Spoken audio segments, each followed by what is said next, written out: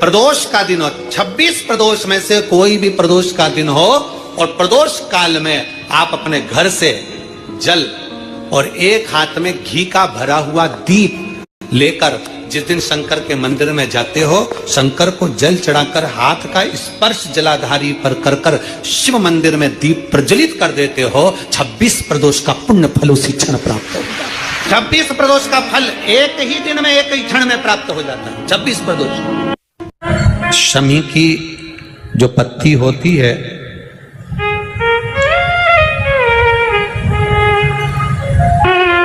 शमी की जो पत्ती होती है,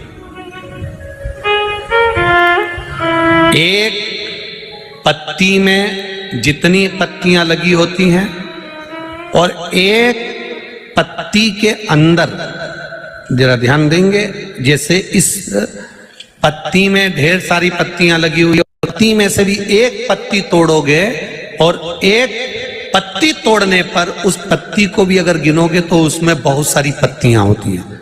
आज प्रयास करना, अगर कहीं आपको शमी की पत्ती मिले तो जैसे ये पत्ती, इस पत्ती को तोड़ा गया, इस पत्ती में से एक पत्ती निकाली गई और एक पत्ती निकालकर आप धीरे से रखना, उसमें भी बारीक बारीक बारीक बारीक बारीक बारीक बहुत सारी पत्तियां नजर आती हैं। शिव महापुराण की कथा कहती है, जो सोमवार की अष्टमी हो या प्रदोष का व्रत हो या 12 महीने की शिवरात्रि हो या किसी भी दिन प्रदोष काल के अंतर्गत शंकर भगवान को एक शमी का पत्ता कोई भूलवश भी समर्पित कर देता है, तो जितनी एक पत्ती में पत्तियां होती है और उस पत्ती के अंदर भी एक पत्ती को तोड़ने के बाद जितनी पत्तियां होती है, उतने जन्म मृत्यु लोक में मनुष्य के नहीं होते। 84 लाख योनियों में से वो योनियां कट जाती हैं और देव योनि प्राप्त हो जाए। एक शमी पत्र की इतनी महत्वता है।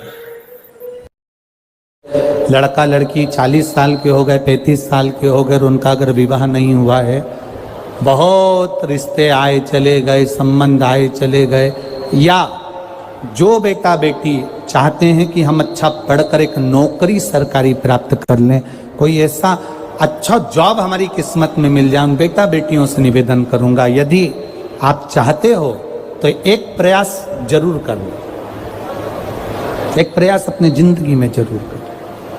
शिवलिंग समझ लेना जरा अच्छे से, शिवलिंग जलाधारी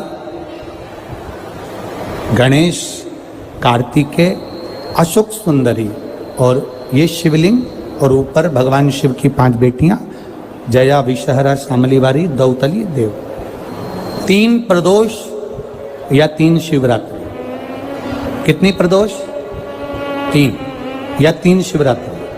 मेरा बेटा बेटियों से निवेदन है, जो अच्छी पढ़ाई कर रहे हैं, मेहनत करो, अच्छा पढ़ो, और मेहनत के साथ में जब कंपटीशन एग्जाम में बैठने का समय आए, 3 स्थान जहां पर आपको, प्रथम अशोक सुंदरी, अशोक सुंदरी की जगह पर जब आप बेलपत्र समर्पित करेंगे तो डंडी का मुख जहां से पानी बहता है उस स्थान पर रखेंगे।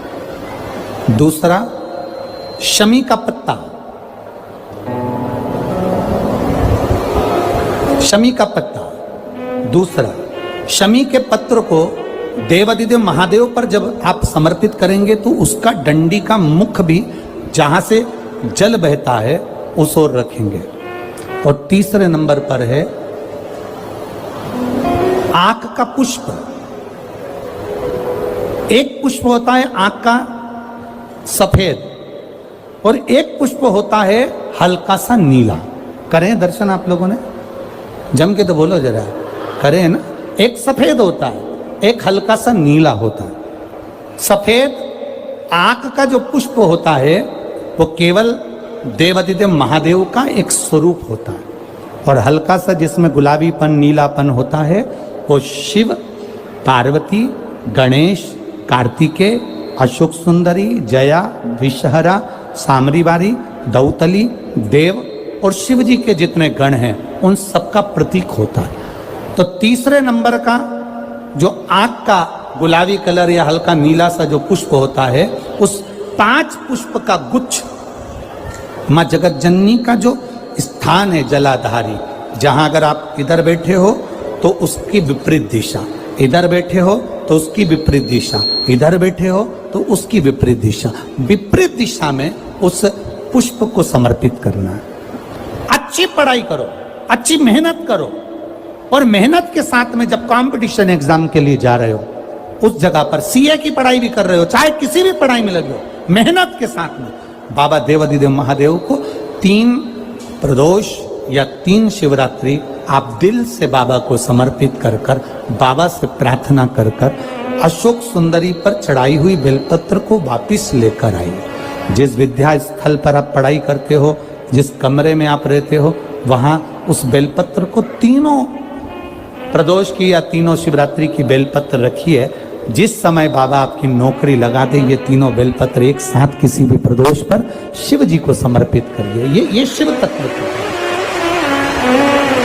आप मेहनत करें, खूब मेहनत करें, कंपटीशन एग्जाम के लिए जितनी कोचिंग कर सकते करो, मेहनत करना उतना करो, जितना करते हो उससे 4 गुना ज्यादा करो, और उसके साथ में देवाधिदेव महादेव से नंदीश्वर शिव महापुराण से एक बात सीख कर जाइएगा। अगर आपको लग रहा है कि दुख समाप्ति नहीं हो रहा है, एक बीमारी से उठे दूसरी बीमारी में लग गए, फिर कोई दुख आ गया, फिर कोई दुख आ गया, फिर कोई तकलीफ आ गई, फिर कोई तकलीफ आ गई, बार बार आपको लग रहा है कि दुख पीछा ही नहीं छोड़ रहा, तो नंदीश्वर शिव महापुराण की कथा आपको कह रही है, प्रदोष के दिन, प्रदोष काल में 2 जगह दिए लगाना प्रारंभ कर दो।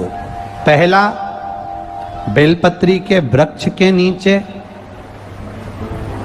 पहला दिया प्रदोष काल में, प्रदोष के दिन बेलपत्री के वृक्ष के नीचे, और दूसरा दिया अपने दरवाजे की चौखट के बाहर, मतलब अपन बाहर खड़े होंगे, अंदर की ओर दिया नहीं, बाहर की ओर। एक दिया बेलपत्र के नीचे देवाधिदेव महादेव से प्रार्थना कर कर, हे शिव शंकर, हे गौरी शंकर, हे शिव, आज प्रदोष का दिन, प्रदोष काल में आप भ्रमण के लिए निकलोगे नंदीश्वर के साथ में, ऐसी कृपा करना, आपके लिए मैंने द्वार सजाया है भोलेनाथ, आपकी दृष्टि मेरी चौखट पर भी कर देना, मेरी जिंदगी सवर जाए।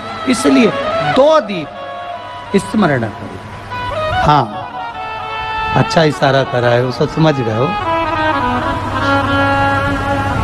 जिस दिए को आप लगाओगे प्रदोष के दिन, प्रदोष काल में, एक दिया बेलपत्री के वृक्ष के नीचे लगाया है, और दूसरा दिया जब आप घर में प्रवेश करोगे तो राइट हैंड पर ही लगाएं। कौन से हैंड पर लगाएं? राइट हैंड पर। बहुत बहुत साधुवाद आपको दीदी, धन्यवाद, धन्यवाद दो। उन्होंने इशारा करके बताया कि दिया किस ओर लगाएं, कम से कम अपने को अंदाजा तो लग जावे ना दिया किस ओर लगना चाहिए। साधुवाद था, बहुत बहुत साधुवाद। विषम परिस्थिति में फंसे हुए हो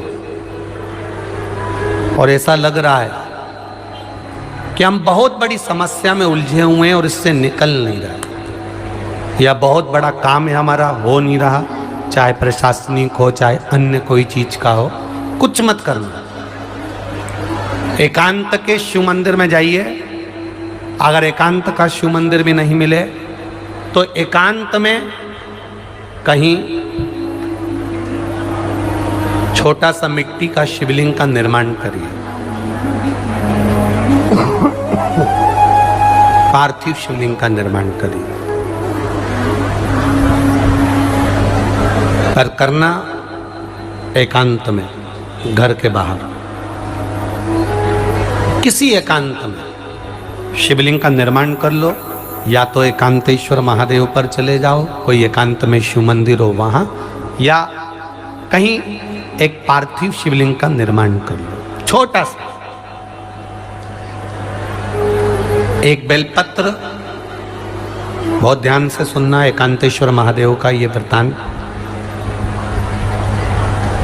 जब किसी विषम परिस्थिति में उलझे हुए हो, बहुत बड़ी समस्या सामने आकर खड़ी हो गई है, सबके हाथ जोड़ लिए, सबसे निवेदन कर लिया कि हमारा ये काम कर दो, नहीं हो रहा, सब दूर से मेहनत कर ली है, परिश्रम कर लिया है, परिश्रम तब भी जारी रखना। एक बेलपत्र, एक चावल का दाना,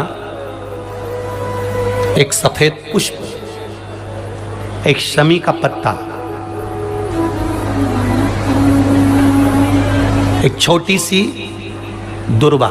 दुर्वा जानते हो सब लोग, जो जमीन पे दूब लगी होती है, दुर्वा, दुर्वा, एक दुर्वा।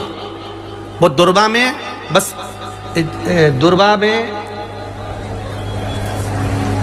वो जो दुर्वा होती है, कोई कोई दुर्वा एक डंडी की होती है। दुर्वा में बस इतना ध्यान रखना कि दुर्वा एक रहे और उसमें से 2 पत्तियां निकली हुई हो। देखिए ना आप लोगों ने, पहले बोलो, जम के बोलो, देखा है ना? दुर्वा एक हो और 2 पत्ती की हो, एक ही कहलाएगी।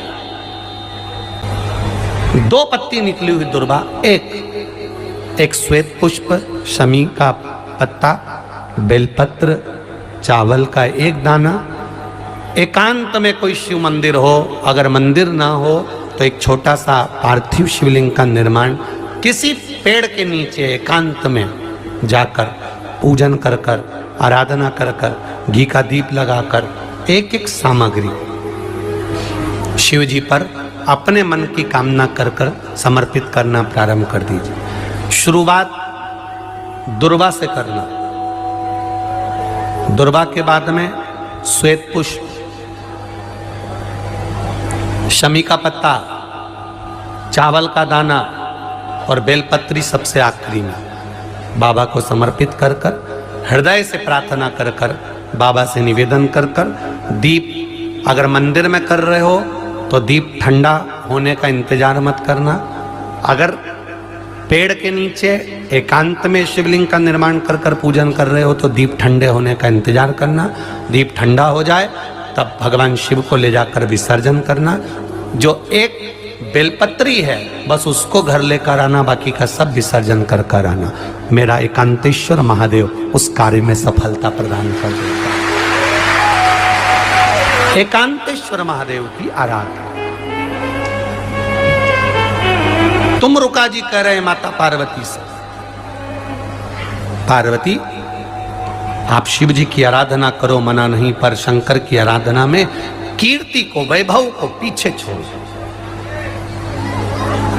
एकांत में बैठा हुआ महादेव, एकांतेश्वर महादेव की मूलता यह कहती है, महत्वता यह कहती है कि आप अपने अहंकार से दूर हो जाओ। अहम से दूर होकर मेरे करीब में आओगे तो तुम्हें खाली नहीं रखूंगा, झोली भर कर ही भेजूंगा। वो एकांतेश्वर में